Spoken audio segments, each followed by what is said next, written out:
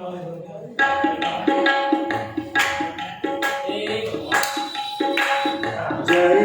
राधा माधव कुंज बिहारी।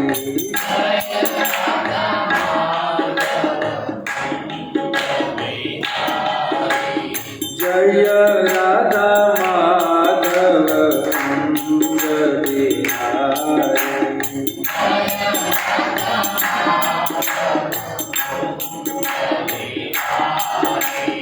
जय राधा माधव कुंज बिहारी।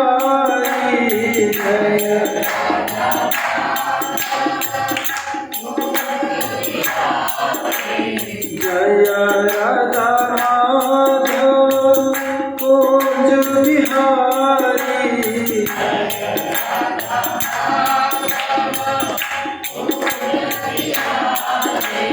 गोपी जन वल्लभ गिरिवरधारी।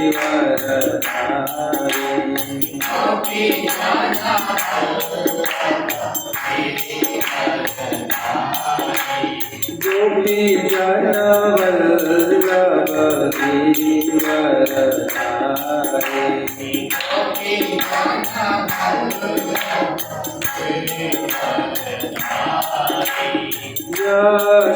यशोदानंदन व्रज जनरंजन।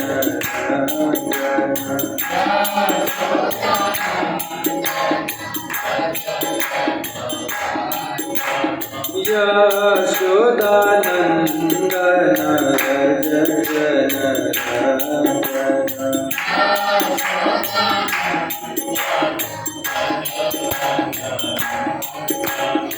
यशोदानंदन व्रज जनरंजन।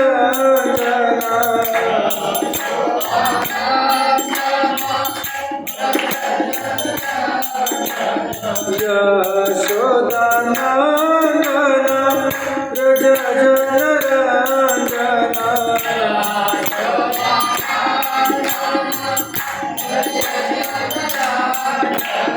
यमुना तीरवनचारी।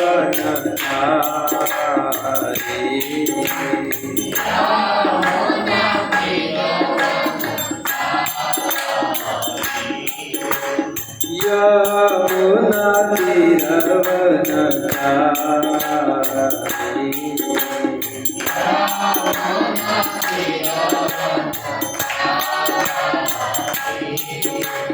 जय Radha Madhav Kunj Bihari.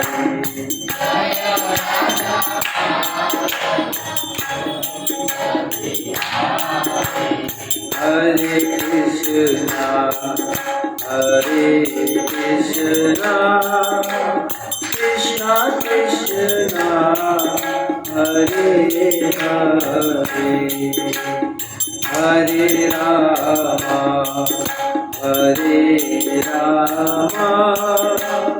Ram Ram Hare Hare.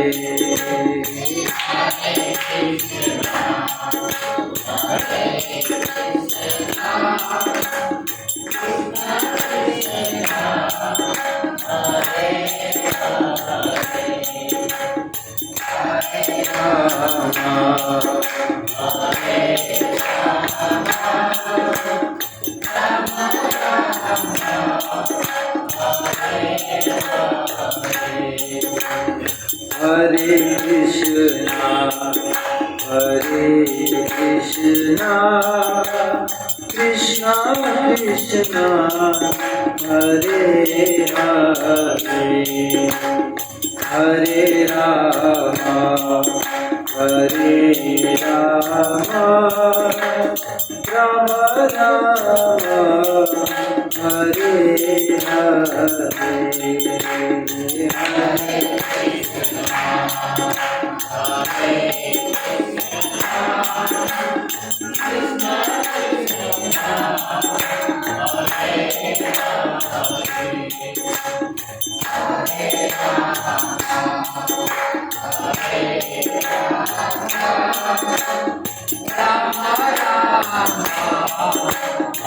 Hare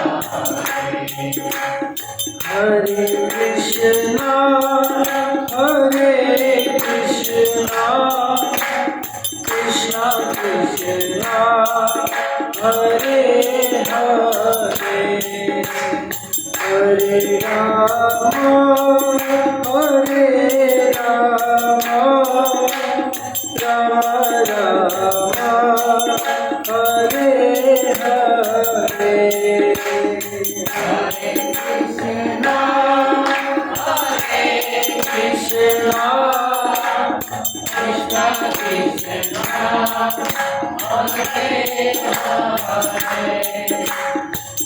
Hare Rama,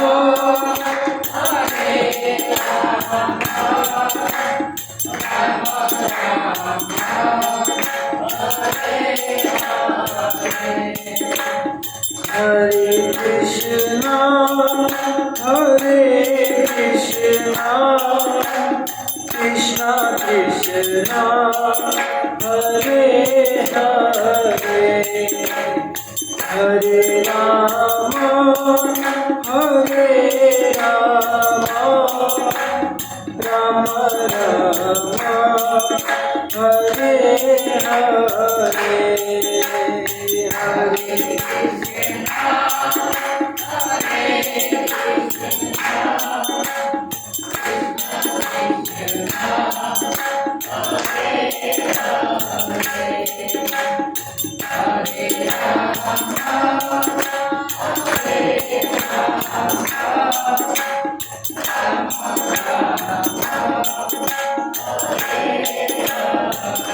Jivan Radhe Govinda,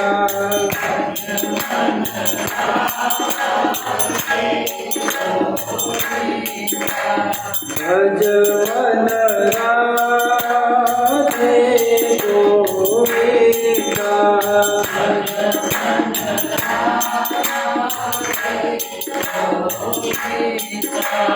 Bhajavan Radhe Radhe Radhe Govinda,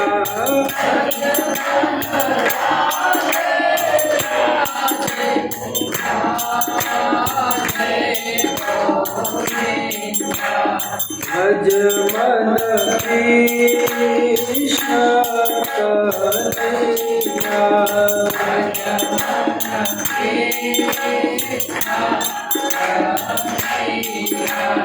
Bhajavan Krishna Kanhaiya,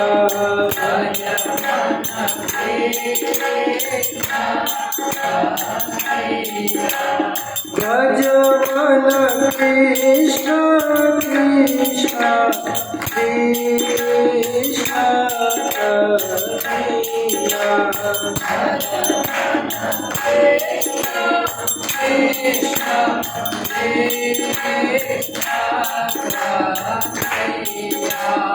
Bhajavan Radhe Govinda,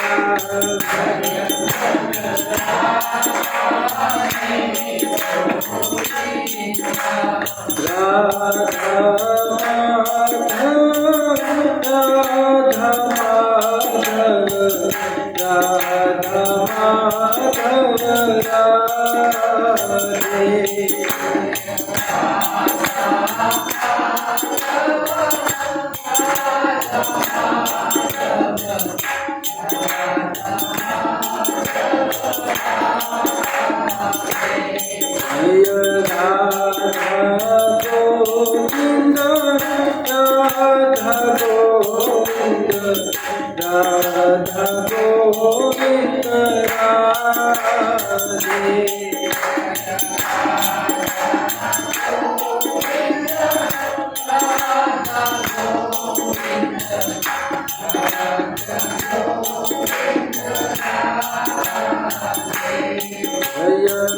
Jagannatha Jaya Jagannatha Baladeva Jaya Subhadra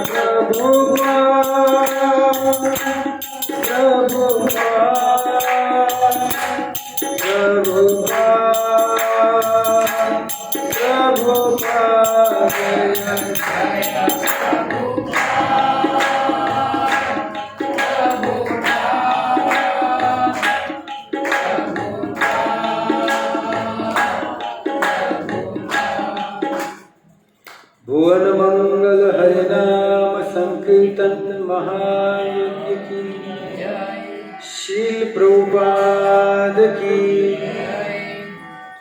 ओम नमो भगवते वासुदेवाय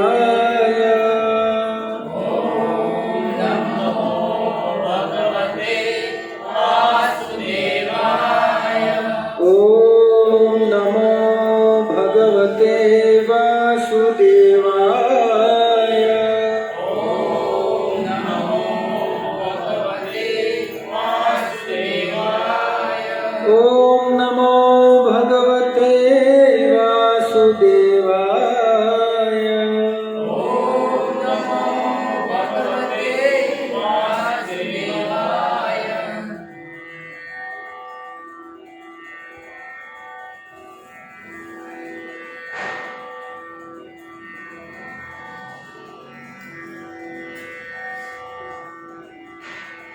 जय श्री कृष्ण चैतन्य प्रभु नित्यानंद श्री अद्वैत गदाधर श्रीवासादि गौर भक्तवृंद हरे कृष्णा कृष्णा कृष्णा कृष्णा हरे हरे हरे राम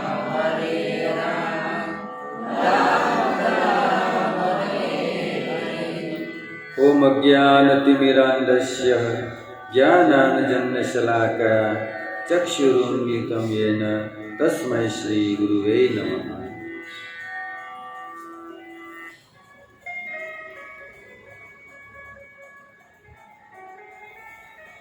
हरे कृष्ण।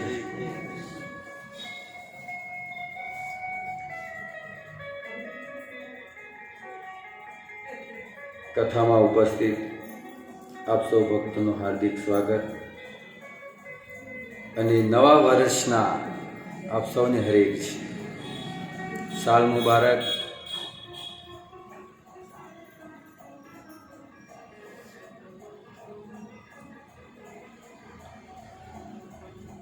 નવું વર્ષ બેઠું, જૂનું વર્ષ ગયું કાઢ્યું, ઘણાએ તો કાઢ્યું છે, માંડ માંડ કરીને નીકળ્યું છે।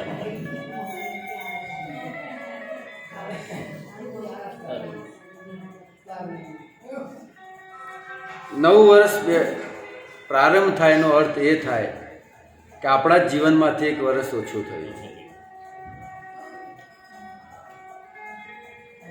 અને જેવી રીતે ઓલા મુનિમ લોકો વર્ષે હિસાબ કરે, ચોપડા બદલવાના હોય, નવા ચોપડા લેવાના હોય, એટલે દિવાળીના સમયે હિસાબ કરે કે ભાઈ કેટલો નફો થયો, કેટલો ધંધો થયો, કેટલો વેપાર થયો, આપણો હિસાબ થાય। એવી રીતે આપણે પણ આપણા જીવનનો હિસાબ કરવો જોઈએ। જીવનમાં એક વર્ષ ઓછું થયું, આપણે એક વર્ષ વિતાવ્યું, તો એનો હિસાબ તો હોવો જોઈએ ને। ખરીદી કરવા માટે નીકળ્યા હોય 10,000 રૂપિયા લઈને, છેલ્લે હિસાબ કરીએ છીએ કે ભાઈ કંઈક ખોટો તો પૈસો નથી વપરાણો, અને જે વસ્તુ આપણે લીધી છે બધી પૂરી આવી તો છે કે નહીં, એ પ્રમાણે આપણે હિસાબ કરતા હોઈએ છીએ. તો જીવનમાંથી એક વર્ષ વીતી ગયું તો એનો હિસાબ શું? કોઈ આનો હિસાબ કરતું નથી. હકીકતમાં આ જ હિસાબ કામનો છે. ઓલા હિસાબનો કોઈ અર્થ નથી. જે કામની વસ્તુ છે એના પર કોઈનું ધ્યાન જ નથી. અને એ પણ વસ્તુ કામની જ છે. કાંઈ ખોટા પૈસા જતું રહે થોડું ચાલે કે? પણ મેન વસ્તુ તો આપણા જીવનની આ છે કે આપણે આ વર્ષની અંદર કેટલું પુણ્ય કમાણા, કેટલું દાન કર્યું, કેટલું ભજન કર્યું, કેટલી માળાઓ કરી, કેટલા પ્રોગ્રામ એટેન્ડ કર્યા, કેટલી વાર મંદિરે ગયા. હિસાબ આ જરૂરી છે. એનો હિસાબ કોઈ નથી કરતા. કરવો જોઈએ. નવું વર્ષ પ્રારંભ થાય. હવે જૂનું તો જે થયું થયું. હવે પણ નવા વર્ષની અંદર કાંઈ પ્રણ લેવો જોઈએ કે ભાઈ પાછલા વર્ષમાં તો થોડો કોરોનાનો સમય પણ હતો, મંદિરે ન જવાનું, પણ હવે તો રેગ્યુલર પ્રોગ્રામ ચાલુ થઈ ગયા છે. હવે એક પણ રવિવાર મારો પડે નહીં, એક કે સોમવાર પડે નહીં. કોઈ અર્જન્ટ કામ હોય તો બરાબર છે, આપણે ન આવી શકીએ. પણ હવે નવા વર્ષની અંદર ધ્યાન રાખીને આપણે જીવવાનું છે. જે સાચી મૂડી છે આપણે કમાવાની છે. સાચી મૂડી એટલે ભજન જ, નામ નામ રૂપી ધન. સૂર્ય ઉદય થાય, અસ્ત થાય, દિવસ એક ઓછો થાય. એમ કરતા કરતા વર્ષ પૂરું થાય. વર્ષ પૂરું થતાં થતાં 10 વર્ષ એટલે દસકો, જીવનનો એક દસકો પૂરો થાય. એમ કરતા કરતા આપણું જીવન પૂરું થાય. ચિત્રગુપ્તજી હિસાબ કરશે કે લાવો ભાઈ તમારું કેટલું ભક્તિ કરી છે, કેટલું પુણ્ય કમાણા છો. હિસાબ થશે ત્યાં.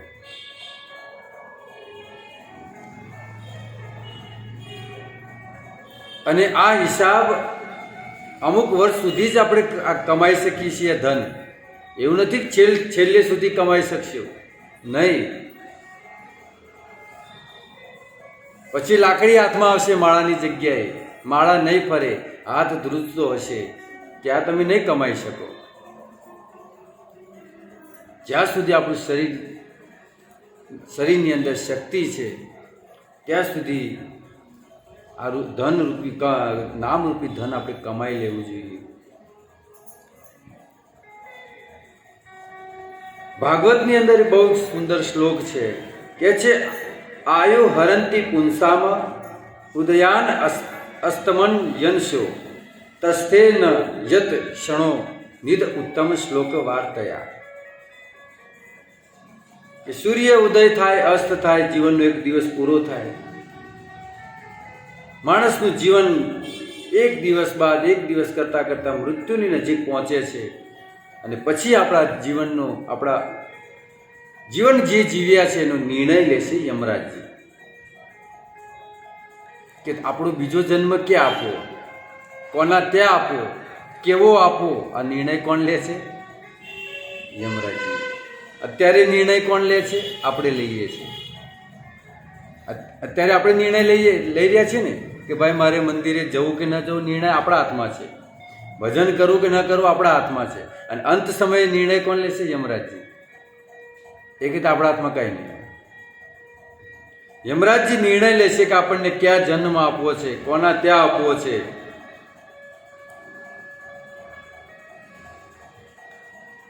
ઘણીવાર લોકો બીજા જન્મ વિશે વિશ્વાસ નથી કરતા કે ભાઈ બીજો જન્મ છે જ ક્યાં, કોણે જોયો છે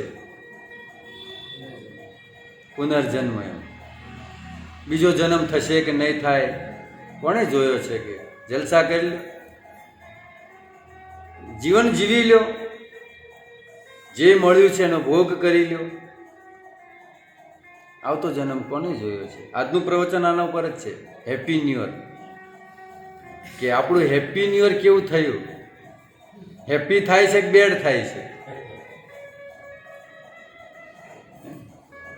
ગયા સાલે આપણે બધાને હેપી ન્યુ યર કીધા હતા ને, કેટલાના હેપી રહ્યા? હેપી બધાને આપણે હેપી ન્યુ યર કીધું હતું, ભાઈ નવું વર્ષની સાલ મુબારક. પણ કઈ મુબારક રહ્યો?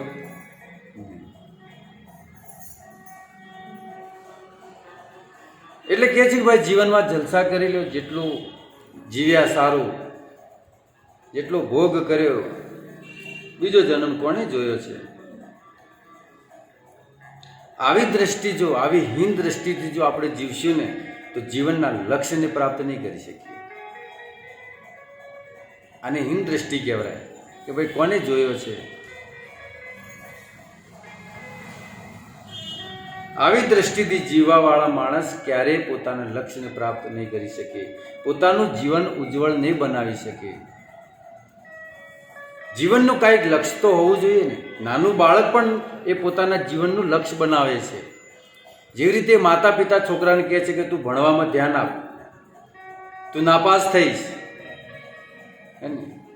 તું ભણવામાં ધ્યાન નહીં આપે તું નાપાસ થઈશ, સારો માણસ નહીં બની શકે, મોટો માણસ તું નહીં બની શકે, તું ડૉક્ટર નહીં બની શકે. છોકરો આ વાત સાંભળી અને સમજી જાય છે અને પછી ભણવામાં લાગી જાય. એ તો કોઈક મારા જેવા જ ન ધ્યાન આપે, બાકી તો છોકરાઓ ભણવામાં ધ્યાન આપે છે ને પોતાના લક્ષ્યને પ્રાપ્ત કરે છે. એવી રીતે પ્રભુપાદજી કહે છે કે આ જીવનનું પણ નહીં, આવતા જીવનનું પણ લક્ષ્ય હોવું જોઈએ. આગલા જીવન વિશે, આવતા જન્મ વિશે, એના વિશે પણ આપણે વિચારવું જોઈએ કે આ જન્મ તો મને મળી ગયો છે મનુષ્યનો, પણ હવે આવતો જન્મ મનુષ્યનો મળશે કે નહીં, એ વિચાર આપણે કરવો જોઈએ. નહીં તો જાનવરો ફરે જ છે બધા, ક્યાંક એ શરીર ન મળી જાય. આ તો મનુષ્યનો છે, હવે આમાંથી તો કંઈ પશુ બનવાના, આ મનુષ્યના શરીરમાંથી કોઈ ગધેડા બનવાના નથી. એ તો અમુક બની ગયા, અમુક એવા લખણથી બની ગયા, બાકી હતા તો મનુષ્ય જ. નહીં કહેતા કોઈ હાવ ગધેડા જેવો છે કે એ તો બની ગયા, બાકી ભગવાને તો મનુષ્ય જ બનાવ્યા હતા. પણ આ જન્મ તો મનુષ્યનો છે, પણ આવતો જન્મ કેવો મળશે આપણને, એના વિશે પ્રભુપાદજી કહે છે કે વિચારવું જોઈએ. કારણ કે આપણને કર્મ અનુસાર જન્મ મળશે.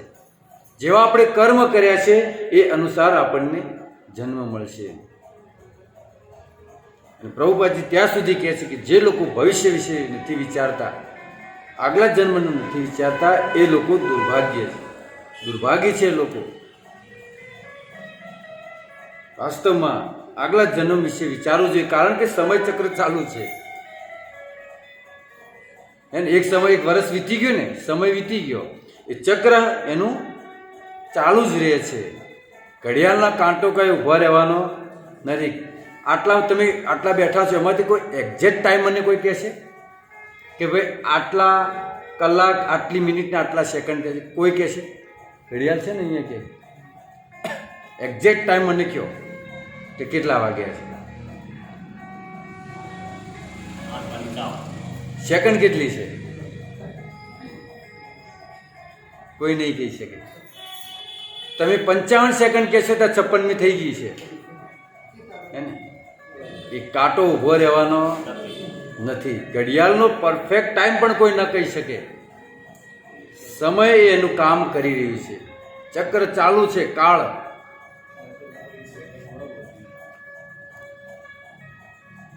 કોઈ કહી શકે?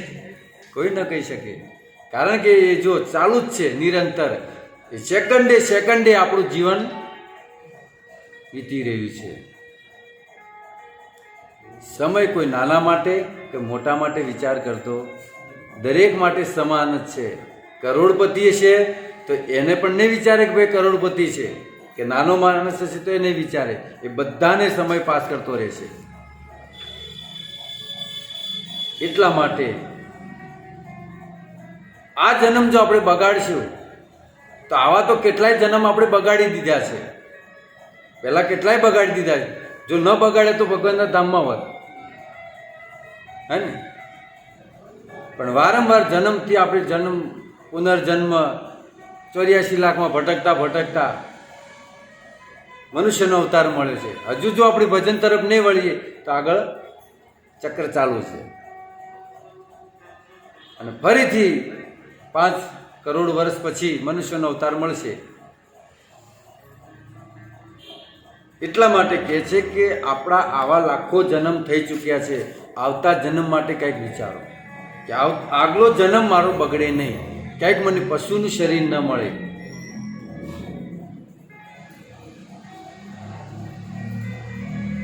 ભવિષ્યની ચિંતા કરવી જોઈએ. બાકી કાળ એનું કામ કરે છે. કાળ એટલે શું?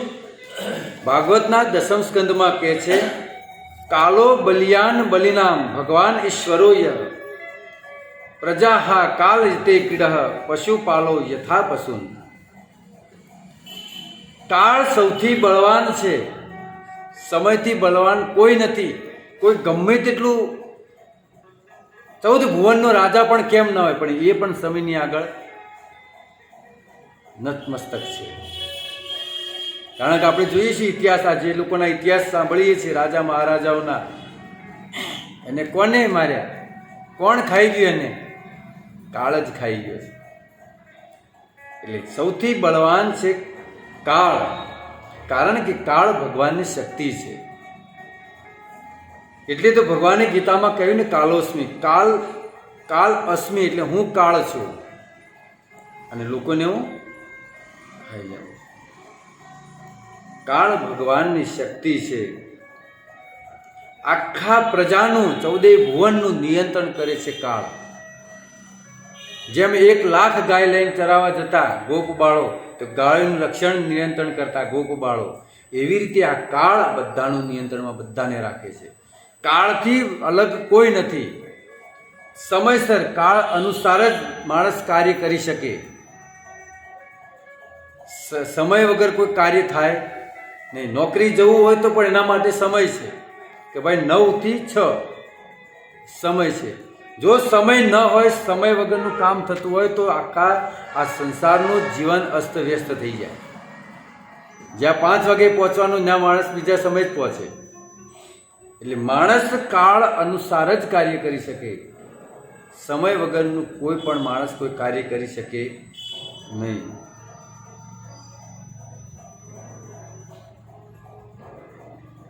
આપણા નખ વધી રહ્યા છે. નખ વધે છે ને? કોઈને દેખાય છે કે નખ વધી રહ્યા છે? પણ વધે છે ને?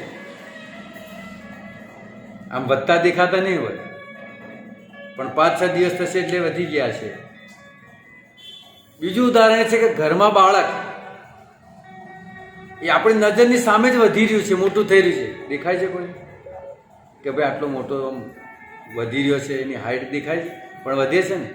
આપણને કદાચ ન દેખાતું, પણ બહારથી કોઈ માણસ આવ્યો 6 મહિને કે વર્ષે આવીને પૂછે, એટલે તું ગયા વર્ષે તો આવડો હતો, આટલો મોટો થઈ ગયો તું, હે ઘણો વધી ગયો તું તો. પણ આપણને નહીં દેખાણું હોય. સમય બધું જ પરિવર્તન કરે છે. 100 વર્ષ પહેલા પાલનપુર કેવું હતું? 100 વર્ષ જવાય તો 10 વર્ષ પહેલા ધનિયાણા ચોકડી કેવી હતી? એમ લોકો કે ડર લાગે એવું હતું. કેવું થયું? પરિવર્તન થયું કે નહીં? રોડ બની ગયા, હાઈવે બની ગયા, હવે ડબલ હાઈવે બનશે. શોપિંગ સેન્ટર કેટલા મોટા મોટા બની ગયા. કોઈ નહીં વિચાર્યું હોય આજથી 20 વર્ષ પહેલા કે અહીંયા આવું થશે. એમ સમય આધારે બધી જ વસ્તુ બદલાતી રહે છે. રૂપ રંગ બધું જ બદલાતું રહે છે. નાના છોકરાને તમે જો આધાર કાર્ડ કઢાયું હોય, વર્ષનો હોય, તમે આધાર કાર્ડ કઢાયું હોય તો પછી અમુક સમય પછી ફરીથી એને અપડેટ કરવું પડે, કારણ કે ચહેરો બદલાઈ ગયો, ફિંગરપ્રિન્ટ બદલાઈ ગઈ. ફિંગરપ્રિન્ટ પણ બદલાઈ જાય છે. કેમ? કાળ બધું જ પરિવર્તન કરતું રહે છે. શરીર પણ પરિવર્તન. નાના હતો બાળક, એમાંથી ધીરે ધીરે વિકાસ થતા ભણ્યા, લગ્ન થયા, નોકરી કરી, રિટાયરમેન્ટ થયા, વૃદ્ધ થયા અને છેલ્લી મૃત્યુ થયું. પરિવર્તન. આ બધું જ કોણ કરે છે? કાળ. કારણ કે આપણે બધા જ કાળની આધીન છીએ. આજે એક વર્ષ વીતી ગયું ને એની પર ચર્ચા ચાલે છે કે એક વર્ષ આપણું વીતી ગયું, નવું વર્ષ બેઠું, હવે નવા વર્ષમાં આપણે કરવું શું એની વિશે આ ચર્ચા થઈ રહી છે. 5 વર્ષ પહેલા આપણે કેવા દેખાતા હતા, પછી આયના સામે જુઓ, ખારડી લટકવા લાગી છે, કરચલીઓ પડવા લાગી છે. પછી ભલે જઈને મેકઅપમાં જઈને ખેંચાય હરખી કરાવતા, પણ કાંઈ મેળ પડે નહીં. એ તો દેખાઈ જ આવે. એક ઓરિજિનલ વસ્તુ અને કે ઉપર ચડાવેલી વસ્તુ દેખાઈ આવે. પિત્તળ ઉપર કે તાંબા ઉપર ગમે તેટલો સોનાનો ગ્લેડ ચડાવે પણ ખબર તો પડે સોની આપવા જાવ એટલે કે ભાઈ આ સાચું નથી. ખબર પડી જાય ને. પરિવર્તન છે જીવનની અંદર. બધી જ વસ્તુ કાળ પરિવર્તન કરી રહી છે.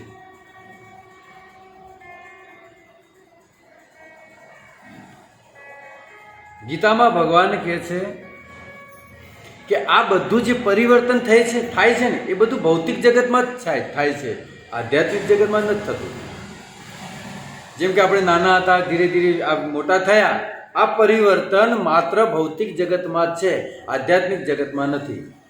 જેમ કે ગોલોક ધામની અંદર, વૈકુંઠ ધામની અંદર આપણે નવ યૌવનમાં જ હોઈએ, ત્યાં વૃદ્ધ થઈએ, ક્યારે વૃદ્ધ ન થઈએ. ગોલોક ધામની અંદર કોઈ વૃદ્ધ થતું નથી કે વૈકુંઠમાં પણ કોઈ વૃદ્ધ થતું. આ પરિવર્તન માત્ર ને માત્ર ભૌતિક જગતમાં જ છે. પ્રભુપાદજી કહે છે કે આધ્યાત્મિક જગતમાં નથી આ. અને ગીતામાં ભગવાને કહ્યું છે અવ્યક્ત અક્ષરમ ઇતિ ઉક્ત તમ આહુ પરમામ ગતિમ યમ પ્રાપ્ય ન નિવર્તન્તે તદ્ધામમ પરમમ મમ. આ બધું જ જે પરિવર્તન છે ભૌતિક જગતમાં છે, મારા ધામની અંદર આ પરિવર્તન નથી. એટલા માટે આ પરિવર્તન ભગવાનના ધામની અંદર નથી. એટલે આપણે ક્યાં જવાનું છે? લક્ષ્ય હોવું જોઈએ આપણું ભગવાનનું ધામ. કારણ કે અહીંયા તો જન્મ મૃત્યુના ચક્કર છે, હે ને. અત્યારે મનુષ્યનું શરીર છે, પછી પશુનું શરીર મળશે. આ બધું પરિવર્તન ક્યાં છે? અહીંયા છે, પણ ભગવાનના ધામમાં નથી. એકવાર જો ત્યાં પહોંચી ગયા પછી કોઈ ચિંતા નહીં. નવ યૌવનમ છે, નવ યુવાન ચતુર્ભુજ રૂપે વૈકુંઠમાં ગયા તો ચતુર્ભુજ રૂપે, ગોલોક ધામમાં ગયા તો નિત્ય કૃષ્ણદાસ ભગવાનના ગોપબાળ સખા માતા તરીકે જે જેનો જેવો ભાવ એવા ભાવથી ભગવાન તે આપણને સેવા આપે છે. અને અહીંયા તો પરિવર્તન થઈ રહ્યું છે. એટલા માટે આ પૃથ્વીને છોડી પ્રભુપાદજી કહે છે કે ફટાફટ ભગવાનનું ભજન કરો અને નીકળો અહીંથી. નિત્ય ધ્યાન, આધ્યાત્મિક ધ્યાનમાં ધામની અંદર પહોંચો. ત્યાં પરિવર્તન નથી. અહીંયા પરિવર્તન છે, ત્યાં પરિવર્તન નથી. અને આ જે ભૌતિક જગત છે, જ્યારે સંહાર થાય છે, પ્રલય આવે છે, ત્યારે અપ્રગટ થઈ જાય છે. અને ફરીથી પાછું જ્યારે સૃષ્ટિ ચાલુ થાય ત્યારે પ્રગટ થાય છે. ભૌતિક આધ્યાત્મિક જગત આવું નથી. એ તો નિત્ય રહે જ છે. આ ભૌતિક જગત લુપ્ત થઈ જાય છે, કાંઈ નથી રહેતું જ્યારે પ્રલય થાય ત્યારે. પણ ભૌતિક જગત છે એ બધું લિપ્ત થઈ જાય છે, અને આધ્યાત્મિક જે જગત છે એ એમનું એમ રહે છે. એટલા માટે આપણે ક્યાં પહોંચવાનું છે? ભગવત ધામ. ભગવાનની ઈચ્છાથી જ સૃષ્ટિનું સર્જન થાય છે, અને એમની જ ઈચ્છાથી પ્રલય થાય છે. સર્જન થવું, પાલન કરવું, સંહાર કરવું, આ બધું જ ભગવાનની ઈચ્છા અનુસાર કાળ કરી રહ્યું છે. કાળ કોણ છે? ભગવાનની શક્તિ છે. કાળ એટલે સમય.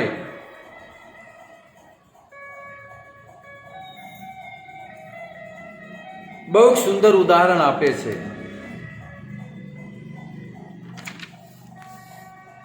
કે સમય સાથે જો આપણે લડવું હોય તો કેવી રીતે લડાય? સમય દરેકને ખાઈ રહ્યો છે, દરેકને પાસ કરી રહ્યો છે. જો સમય સાથે લડવું હોય, સમયની સામે જો લડવું હોય તો શું કરવું જોઈએ?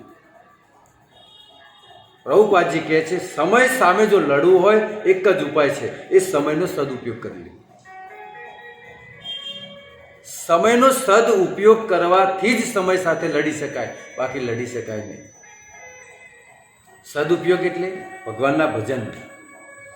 સમયનો સદુપયોગ એ જ જગ્યાએ છે જ્યાં ભજન થાય છે. જે માણસ ભજન કરે છે એ જ સમયનો સદુપયોગ છે, બાકી કોઈ સમયનો સદુપયોગ નથી. ભલે તમે નોકરી ધંધો ગમે તે કરતા હોય, એ સમયનો સદુપયોગ તો નથી જ. કારણ કે જીવન શાના માટે મળે છે? ભજન માટે. એટલે સમયનો સદુપયોગ કરીને સમય સાથે લડવું જોઈએ. મહાભારતની અંદર વિદુરજી ધૃતરાષ્ટ્રને એક સુંદર કથા સંભળાવે છે. ધ્યાન આપજો તો સમજાશે.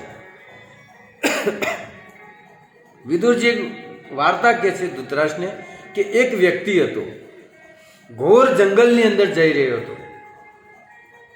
એક વ્યક્તિ હતો, એ ઘોર જંગલની અંદર જઈ રહ્યો હતો. હવે ઘોર જંગલમાં જતો હોય તો હિંસક પ્રાણીઓનો ડર હોય, હે ને, વાઘ, સિંહ, ચિત્તાઓનો ડર હોય. તો એનાથી ડરતો ડરતો એ માણસ બધાથી બચતો જંગલમાંથી નીકળી રહ્યો હતો. તો અચાનક એને એક ભયંકર સ્ત્રી જોઈ, રાક્ષસીના રૂપમાં. અને એ રાક્ષસી આ વ્યક્તિને જોઈને એની પાછળ ભાગી. આ વિદુરજી ધૃતરાષ્ટ્રને કથા સંભળાવી રહ્યા છે કે એ રાક્ષસી એ વ્યક્તિની પાછળ પડી. હવે માણસ એનાથી બચવા માટે, એ જે વ્યક્તિ હતો એનાથી બચવા માટે આગળ ભાગ્યો. હવે ભાગતા ભાગતા કૂવામાં પડ્યો. કૂવામાં કેમ પડ્યો? કારણ કે કૂવા ઉપર ઘાસ પથરાઈ ગયું હતું.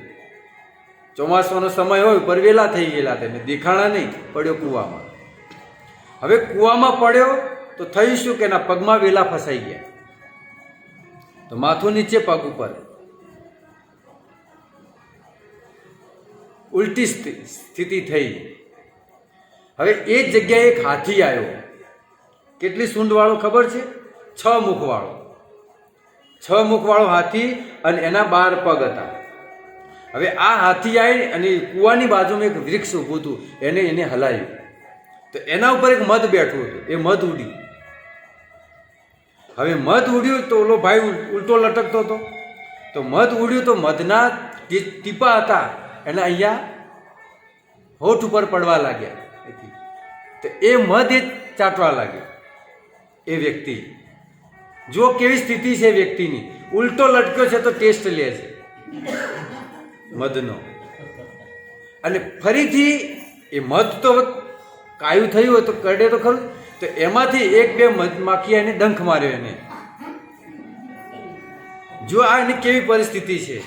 હવે મધુમાખીને ડંખ માર્યો અને એને નીચે જોયું તો એક અજગર હતો. એ મોઢું ખોલીને બેઠો હતો, આમ કે ક્યારે પડે ને એને પકડી લો. આ એની સ્થિતિ છે. જુઓ, કૂવામાં પડ્યો છે, ઉલટો લટક્યો છે, હે ને, મધમાખીઓ ડંખ મારી રહી છે, હાથી છે ઉપર, ઓલી સ્ત્રી ઊભી છે ભયંકર, નીચે અજગર છે, છતાં પણ માણસ ઓલો મધનો ટેસ્ટ લે છે. આ વાર્તા વિદુરજી ધૃતરાષ્ટ્રજીને કહી રહ્યા છે કે માણસની આવી સ્થિતિ હતી. બોલો, તો હવે ધૃતરાષ્ટ્ર પૂછે છે કે તમે શું કીધું, મને કાંઈ ખબર પડી? તમને પડી? તમને કાંઈ ખબર પડી? પેલા મને નથી પડી. મને નથી પડી પેલા, પણ પછી સમજ્યા તારે ખબર પડી કે હા, કહેવા શું માગે છે. હા, અને જે વેલામાં ફસાણો હતો એ વેલાને પાછા ઉંદેડા કાપે છે. લખેલું છે પણ ધ્યાનમાં ના આવ્યું મારે. એ વેલાને ઉંદેડા કાપે છે. કેવી સ્થિતિ છે જુઓ. છતાંય પણ એ માણસ જોઈ રહ્યો છે કે મારા આ વેલા ઉંદેડા કાપી રહ્યા છે, તો પણ મધનો ટેસ્ટ કરે છે. નીચે અજગર છે, ઉપર હાથી છે, મધમાખીઓ ડંખ મારી રહ્યા છે, પણ ઓલા મધના એક ટીપા પડે એમ એનો ટેસ્ટ લે. હવે આ કહેવા શું માગે છે? આ ધૃતરાષ્ટ્રે પૂછ્યું કે મને આ વાર્તા સમજાવો કે કહેવા શું માગી રહી છે. તારે વિદુરજી કહે છે કે આ દુનિયા જે છે ને એ ભૌતિક જગત છે, અને જે જંગલ હતું, જે વન, એ છે આપણું જીવન. અને જે પેલો વ્યક્તિ હતો એ વ્યક્તિ છે આત્માના રૂપમાં જે ભૌતિક જગતમાં પડ્યો છે. અને આગળ છે કૂવો. કૂવો શું છે? આ ભૌતિક શરીર જે આત્મા એમાં પડ્યો છે, ભૌતિક શરીરમાં. એટલે કૂવો એટલે આપણું ભૌતિક શરીર જેમાં આત્મા પડ્યો છે. પછી જે જંગલના જાનવરો હતા, જે હિંસક પ્રાણીઓ હતા જેનાથી ડરીને ભાગતો હતો, એ જંગલી જાનવરો એટલે શું? આ રોગ વ્યાધિ ઉપાધિ એનાથી માણસ બચે છે ને. જેમ પેલા જાનવરોથી માણસ બચતો ભાગતો હતો, એ જંગલી જાનવરો છે રોગ વ્યાધિ ઉપાધિ. જેમ કે કોરોના, બચો, માસ્ક પહેરો, હે ને, દવા લ્યો, ઉકાળા કરો, આ બધું શું છે? એનાથી બચવાના ઉપાય. આ ઉપાધિઓથી બચવા માટે ઉપાધિ આવી છે હવે. તો એના એ જે રોગ અને ઉપાધિ છે એ છે જંગલી જાનવરો. પછી કહે છે જે ઓલી ભયંકર સ્ત્રી હતી જે રાક્ષસીના રૂપમાં ઓલાની પાછળ પડી હતી, એ શું છે? એ છે ગડપણ. એની દરેકની પાછળ પડી છે ને ગડપણ. આજે ને તો કાલે આવવાનું જ છે, અને દરેકની પાછળ એ રાક્ષસી પડી જ છે. તો કે છે ભયંકર જે રાક્ષસી હતી એ છે ગડપણ, જે દરેકનો પીછો કરે છે, દરેકને પકડે છે. પછી કહે છે જે અજગર. અજગર એટલે શું? કાળ, જે દરેકને ગળી રહ્યો છે. આગળ કહે છે ઉંદર, જે કાપતા હતા. એ ઉંદર એટલે શું? દિવસ અને રાત. દિવસ વીત્યા પછી રાત વીતે એટલે આપણું જીવન કપાતું જાય છે ને. દિવસ રાત આપણું જીવન કપાતું જાય છે. જેમ ઓલા ઉંદરો વેલા કાપે છે એમ આપણું જીવન કપાતું જાય છે. એક દિવસે એક રાત્રે સૂઈને ઉઠીએ ત્યારે સમજવાનું કે 24 કલાક આપણા પૂરા થયા, કપાઈ ગયા. પછી કહે છે કે જે ઓલું વૃક્ષ હતું જે હાથી હલાવતો હતો, એ વૃક્ષ શું છે? એ વૃક્ષ છે જીવન જીવવાની ઈચ્છા. હજી જીવવું છે, હે ને, જીવવાની ઈચ્છા હોય ને માણસની અંદર. એ વૃક્ષ જેમ વિકાસ થાય વૃક્ષનો, એવી રીતે જીવન જીવવાની ઈચ્છા પણ વિશાળ થતી જાય છે માણસની. પછી કહે છે કે ઓલી મધમાખી શું છે? મધમાખી છે કામનાઓ. દરેકની અંદર કામનાઓ છે, કામ ઈચ્છાઓ છે, દરેકની અંદર પડેલી છે. પછી મધ જે છે એ છે ઇન્દ્રિય ભોગ, જે દરેક વસ્તુઓમાં ટેસ્ટ લે છે. જેમ ઓલું મધનો અર્થ થાય મીઠાશ, અને ઇન્દ્રિયો શું ગોતી રહી છે? મીઠાશ ગોતી રહી છે. દરેક વસ્તુમાં પણ મળે છે? મળતી નથી. ઘડીક પૂરતું મળે પણ પછી એનાથી અરુચિ થઈ જાય. એટલે મધ છે ઇન્દ્રિય ભોગ. આગળ કહે છે કે હાથી જે 6 મુખવાળો એ શું? એ કોણ છે? તો કહે છે કે એ છે 6 ઋતુઓ. ઋતુઓ વીતી જાય એમ જીવન વીતે છે. આ કહેવાનો અર્થ જે સમય વીતી રહ્યો છે એના ઉપર આ પ્રવચન છે. પછી કહે છે કે હાથીના 12 પગ હતા. એ 12 પગ શું છે? 12 મહિના. 12 મહિના પૂરા થાય એટલે માણસનું એક જીવન પૂરું થાય. આ વિદુરજી ધૃતરાષ્ટ્રને સમજાવી રહ્યા છે. પણ સમજ્યા? ધૃતરાષ્ટ્ર નહોતા સમજ્યા, પણ આપણે તો સમજીએ. ભલે ન સમજ્યા કાંઈ નહીં, પણ આપણે તો સમજીએ કે નહીં. આ વાર્તા આપણા માટે છે. આ જે ઉદાહરણ છે, સિદ્ધાંત જે છે એ આપણા જીવનની અંદર ઉતારવા જેવો છે. એટલે કહે છે કે આવી પરિસ્થિતિની અંદર માણસ ફસાયેલો છે. આપણે બધા જ આવી પરિસ્થિતિમાં ફસાઈ રહ્યા છે. છતાં પણ ઓલો માણસ જે મધનો ટેસ્ટ લેતો હતો એમ આપણે આ ભૌતિક જગતની અંદર ટેસ્ટ લઈ રહ્યા છીએ. બધી જગ્યાએથી ફસાયેલા છીએ, પણ છતાંય પણ આપણે ગોતી રહ્યા છીએ રસ. પણ વાસ્તવમાં આ ભૌતિક જગતમાં ક્યાંય રસ નથી, ક્યાંય મીઠાશ નથી.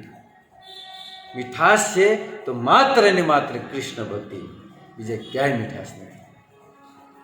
આનંદ છે તો કૃષ્ણ ભક્તિમાં છે, બીજે ક્યાંય આનંદ નથી. આનંદ જો મેળવો હોય, જેમ આપણો આત્મા છે સચ્ચિદાનંદમય, આનંદ મેળવો હોય તો સતચિતના જે આનંદ ઘનરૂપી છે ભગવાન કૃષ્ણ, એમના શરણમાં જવું પડશે, તો જ આપણને આનંદ મળશે. તો હવે પાછલું વર્ષ તો ગયું, પણ હવે નવા વર્ષની અંદર દરેકે પ્રણ લેવો જોઈએ. હું કહીશ તો તમે કાંઈ કરવાના નથી. હું કહું ભાઈ 5 માળા કર્યો, કોઈ કરશે નહીં. પણ મનોમન ઈચ્છા પ્રણ લેજો કે આજથી 3 માળા મારે કરવી છે. આ પ્રણ લેવો જોઈએ કે ભાઈ 5 માળા કરવી છે, સમય કાઢીશું માળા માટે. આ દરેકે આ પ્રણ લેવો જોઈએ. અને એક સમય આ વર્ષ પણ વીતશે, આપણે અહીંયા જ બેઠા હશું, ફરીથી નવા વર્ષનું કંઈક વિચાર કરીને પ્રવચન લાવ્યા હશો, પ્રચાર ચાલી રહેશો, ત્યાં આપણે હિસાબ કરવાનો છે. કારણ કે નવા વર્ષનું પહેલું પ્રવચન છે, એટલે છેલ્લા પ્રવચનને આપણે હિસાબ કરીશું.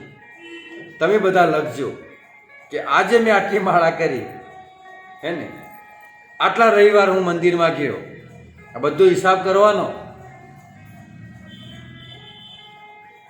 સાચી વાત છે ને? તો પ્રણ લેજો જીવનમાં. નવું વર્ષ છે કે ભાઈ હું પ્રોગ્રામ એટેન્ડ કરીશ, 5 માળા કરીશ, કાંદા લસણનો ત્યાગ કરીશ, ચા છોડીશ, મસાલા છોડીશ. આ તમારે, હું તો કહું, પણ છોડવાનું છે તમારે.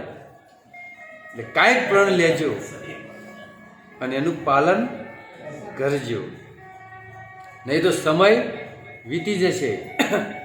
હે ને, પેલું કહે છે ને કે ભાઈ જવાની મેં ધડકે તો દિલ, जवानी में धड़के तो दिल और बुढ़ापे में धड़के तो हार्ट, है ना? जवानी में दिल धड़कता है और बुढ़ापे में हार्ट अटैक आ जाए, है ने? એટલે સમય ક્યારે વીતી જશે ખબર પડશે નહીં.